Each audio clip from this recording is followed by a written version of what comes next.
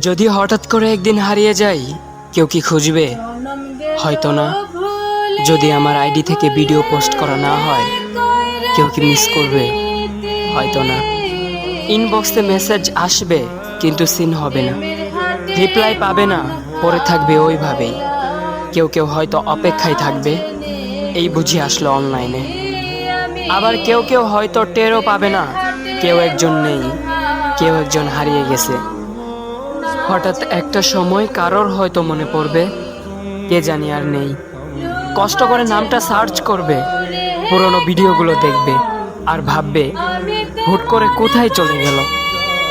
আবার কেউ কেউ হয়তো একদিন দুই দিন না পেয়ে ফ্রেন্ড লিস্ট থেকে আনফ্রেন্ড করে দেবে।